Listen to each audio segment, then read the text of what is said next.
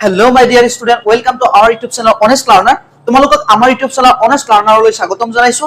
আমি আজি আৰম্ভ কৰিম দশম শ্ৰেণী সাধাৰণ বিজ্ঞানৰ সেকেন্ড ক্লাস হ'ব। এটো প্ৰথম ক্লাস আমি পঢ়াইছো। যদি তোমালোকে চোৱা নাই প্ৰথম ক্লাসটো ডেসক্ৰিপচনত লিংক আছে, তোমালোকে চাই লবা। প্লে লিষ্টৰ লিংক আছে, চাই লবা। লগতে আমাৰ WhatsApp চেনেলটো তুমি সাবস্ক্ৰাইব কৰি লবা। কিউআৰ কোড বাহি আছে, স্ক্যান কৰি লবা। নহলে WhatsAppত Honest Learner বুলি সাৰ্চ কৰিবা।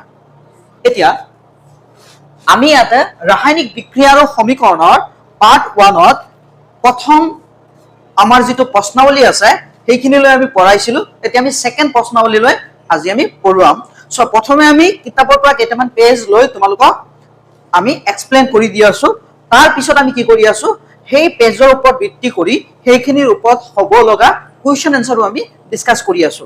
তাতে অনুসৰণী কোৱেশ্চনও আছে, মাজৰ পৰা কোৱেশ্চন আছে আৰু প্ৰশ্নাৱলী কোৱেশ্চনও ইনক্লুড হৈ আছে।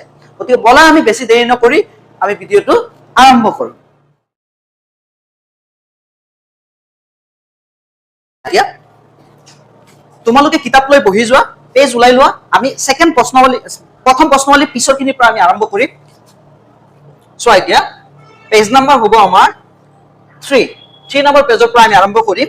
ভালকে যদি দেখা না যায় তোমালোকৰ কিতাপত উলাই লোৱা কিতাপখন আৰু বহি কলমো লৈ লোৱা, কাৰণ আমি নোটছটো ডিসকাস কৰিম। তোমালোকে লিখি লবা বিতংভাৱে।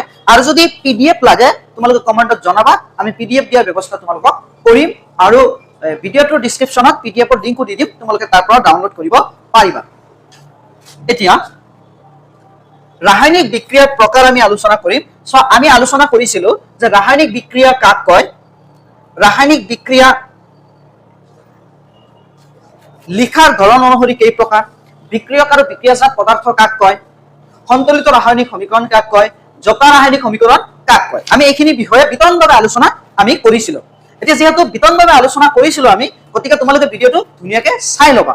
এতিয়া চোৱা, আমি এতিয়া ৰাসায়নিক বিক্ৰিয়াৰ প্ৰকাৰৰ পৰা স্টাৰ্ট কৰিম। চোৱা কি কৈছে আমাক, যে আমি নৱম শ্ৰেণীত পাই আহিছো যে ৰাসায়নিক বিক্ৰিয়া এটা মৌলৰ পৰমাণু আন এটা মৌলৰ পৰমাণুলৈ পৰিৱৰ্তিত নহয়। মিশ্ৰটোৰ পৰা পৰমাণু নোহোৱা নহয় বা মিশ্ৰত কৰবাৰ পৰা পৰমাণু নাহেও। প্ৰকৃততে ৰাসায়নিক বিক্ৰিয়া পৰমাণুবোৰৰ মাজৰ বান্ধনিক ভাগ নতুনকৈ গঠিত হৈ নতুন পদাৰ্থ উৎপন্ন কৰে। তোমালোকে অধ্যায় 3 আৰু 4ত পৰমাণুৰ মাজত ভিন্ন প্ৰকাৰ বান্ধনি গঠনৰ বিষয়ে পঢ়িবলৈ পাবা। সো আমাৰ 3 নম্বৰ লেসন আৰু 4 নম্বৰ লেসনত তোমালোকে বান্ধনিৰ বিষয়ে পাবা। সহযোজী বান্ধনি, আয়নীয় বান্ধনিৰ বিষয়ে তোমালোকে ধুনীয়াকৈ পাবা। আমি নোটস দিম আৰু ক্লাসও হ'ব এইটোৰ। এতিয়া আমি প্ৰথমে আমি এই কেইদিনত আমি ফাৰ্স্ট ইউনিটৰ সিলেবাসটো আমি কভাৰ কৰিব বিচাৰিম।